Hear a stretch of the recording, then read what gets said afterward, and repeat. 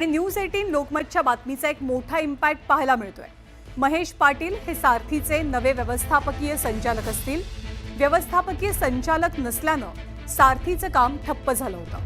News 18 लोकमतनं याची बातमी दाखवताच आता संचालकांची निवड करण्यात आलेली आहे आणि महेश पाटील सारथीचे नवे व्यवस्थापकीय संचालक म्हणून काम पाहतील। वैभव सोनवणे आपल्याला अधिक माहिती देतात। वैभव, कसा इम्पॅक्ट दिसलाय लोकमतच्या बातमीचा?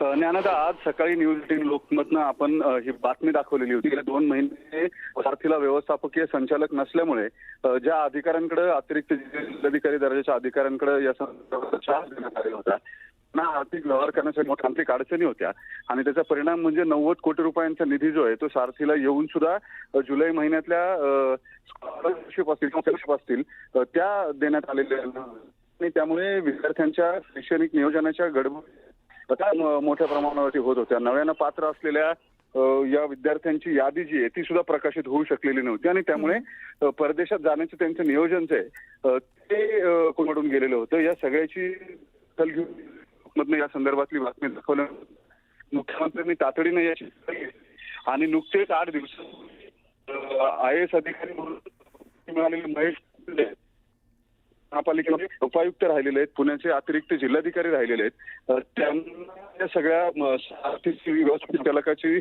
जबाबदारी जी आहे, नेमणूक जी आहे त्यांची, ती राज्य सरकारकडून करणारे आदेश जे आहेत ते पारित करण्यात आलेले आहेत। एरवी या सगळ्या बाबींच्या संदर्भातल्या बदल्या ज्या आहेत त्या कॅबिनेटच्या दिवशी होत असतात, मात्र आज महेश पाटील यांची बदली त्याला अपवाद ठरली। सारथीचं कामकाज जे आहे ते अडू नये म्हणून खुद्द मुख्यमंत्र्यांनी यामध्ये लक्ष घालून बरोबर आहे आणि त्या आदेशाची प्रत सुद्धा आपण सध्या टेलिव्हिजन स्क्रीनवरती पाहतोय। धन्यवाद वैभव या सगळ्या माहितीबद्दल। आणि पावसाळी अधिवेशनामध्ये शिवसेना उबाठाचे आमदार अनिल परब यांनी विधान परिषदेमध्ये गृहराज्यमंत्री योगेश कदम यांच्यावर काही आरोप केले होते।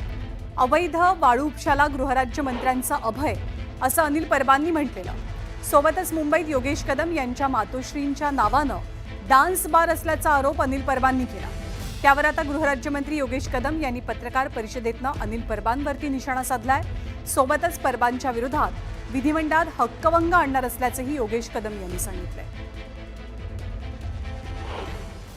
मी आज पुढच्या 2 दिवसामध्येच माननीय सभापती महोदयांनी आणि अध्यक्ष महोदयांना मी पत्र देणार आहे की त्यांनी 35ची नोटीस दिल्याशिवाय मी सभागृहामध्ये अनुपस्थित असताना त्यांनी हे सगळे आरोप माझ्यावरती मंत्रिमंडळाकडून केलेले आहेत जे नियमबाह्य आहे, ते रेकॉर्डवरून काढण्यासाठी मी सभापती महोदयांना आणि त्याच्यावरती रीतसर नियमानुसार कारवाई करण्यासाठी मी सभापती महोदयांना स्वतः पत्रव्यवहार करणार आहे आणि त्याची कारवाई करणार सांगणार आहे आणि विधिमंडळामध्ये अनिल परब ह्याच्यावरती मी हक्कभंग देखील दाखल करणार आहे।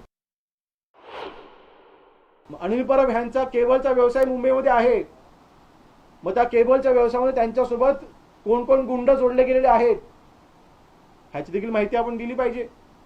अनिल परब केबलचा व्यवसाय हाताळत असताना त्यांचे जे सहकारी आहेत, त्यांची अशी काही लोक आहेत, त्यांचे असे काही कार्यकर्ते आहेत जे गुंडगिरी करून वसुली करतायत, मग त्याच्या बाबतीत तुम्ही काय बोलणार आहात? गृहराज्यमंत्री म्हणून त्या सगळ्याची देखील चौकशी आम्ही करणार आहोत।